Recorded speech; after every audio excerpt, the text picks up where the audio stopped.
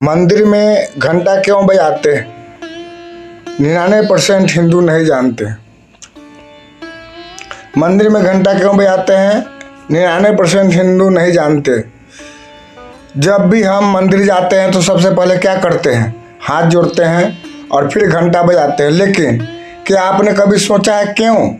क्या भगवान को जगाने के लिए या एक परंपरा मात्र है?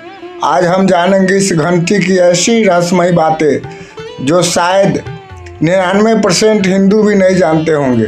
तो बने रहिए हमारे साथ, क्योंकि ये सिर्फ एक आवाज़ नहीं, ये एक आध्यात्मिक विज्ञान है। मंदिर का सुंदर दरवाज़ा, भक्त अंदर प्रवेश कर रहे हैं और एक भक्त घंटा बजाता है। भारत के हर मंदिर में आपने घंटा या घंटियाँ देखी होगी। कुछ बड़े होते हैं, कुछ छोटे, और कई मंदिरों में तो प्रवेश द्वार पर ही एक विशाल घंटा टंगा होता है। लेकिन क्या ये सिर्फ सजावट है या इसका कोई गहरा रहस्य है? घंटा बजाने की पहली भावना, चेतना का जागरण। जब हम मंदिर में घंटा बजाते हैं तो उसका पहला उद्देश्य होता है मानसिक जागरूकता। जैसे ही घंटा बजता है, उसकी आवाज़ हमारे मन में ध्यान की स्थिति उत्पन्न करती है।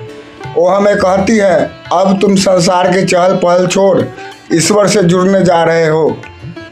घंटी की वो आवाज़ हमारे अंतर मन को झकझोरती है और कहती है, जागो, प्रभु के द्वार पर हो, अब सब मोह माया छोड़ दो। वैज्ञानिक रहस्य, घंटी की ध्वनि का असर।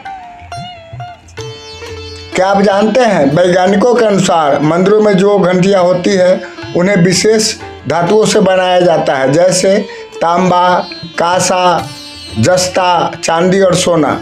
जब घंटा बजता है तो उसकी ध्वनि 7 सेकंड तक गूंजती है और इन 7 सेकंड में हमारे शरीर के सातों चक्र एक्टिवेट हो जाते हैं। यह ध्वनि नकारात्मक ऊर्जा को दूर करती है और वातावरण को शुद्ध करती है। यही कारण है कि मंदिरों के आसपास हमेशा एक विशेष शांति और पॉजिटिव एनर्जी महसूस होती है।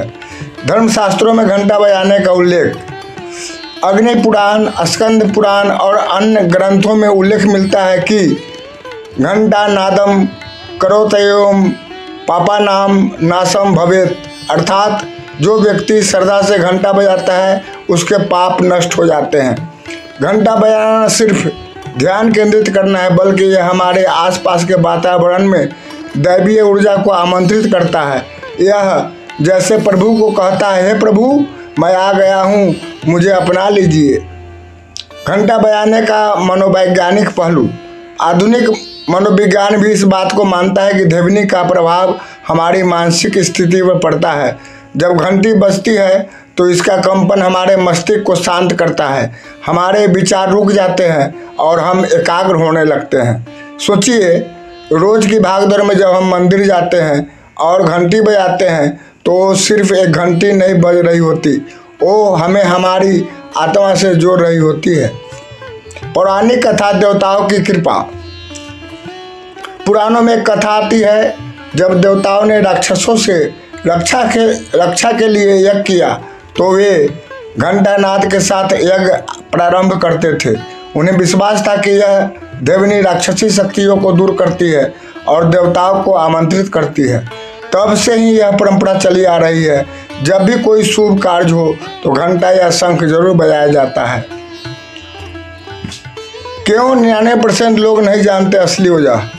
आज लोग मंदिर जाते हैं, घंटा बजाते हैं, लेकिन उन्हें नहीं पता कि इसके पीछे कितना गहरा विज्ञान और अध्यात्म छिपा हुआ है। वे इसे केवल एक परंपरा मानते हैं। लेकिन अब आप जानते हैं, जब अगली बार आप घंटा बजाएं तो केवल हाथ से नहीं, पूरे मन, प्राण और आस्था से बजाइए, क्योंकि यह प्रभु से संवाद की शुरुआत है। घर में भी घंटा क्यों रखते हैं? आपने देखा होगा, कई लोग अपने घरों के मंदिर में भी छोटी घंटी रखते हैं। इसका कारण भी यही है, पूजा करते समय उसका ध्वनि कंपन घर के वातावरण को पवित्र करता है और मन को केंद्रित करता है। यह भक्ति में स्थिरता लाता है और ईश्वर से जुड़ने में सहायक होता है। एक भावनात्मक अंत, भक्ति का घंटा। भक्त एकांत में मंदिर में खड़ा होकर श्रद्धा से घंटा बजाता है। घंटा सिर्फ ध्वनि नहीं, वो आपकी आत्मा की पुकार है। वो भगवान के द्वार पर दिया गया संकेत है।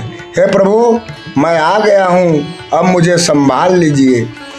जब भी आप घंटा बजाएं तो ये समझे कि उस एक आवाज़ में आप प्रभु के सामने अपनी सारी परेशानियाँ रख रहे हैं और प्रभु उस ध्वनि के माध्यम से आपको सुन भी रहे हैं। अब जब भी आप मंदिर जाएं और घंटा बजाएं तो श्रद्धा से, भाव से और ध्यान से बजाइए, क्योंकि ये आवाज़ सिर्फ मंदिर तक नहीं, सीधे प्रभु तक जाती है। अगर आपको ये वीडियो पसंद आया हो तो लाइक करें, शेयर करें और कमेंट में ज़रूर लिखें जय श्री राम या हर हर महादेव। और ऐसे ही भावनात्मक, आध्यात्मिक और ज्ञानवर्धक वीडियो के लिए सब्सक्राइब करें हमारा चैनल झलक भक्ति प्रेम। धन्यवाद। राम राम, हर हर महादेव।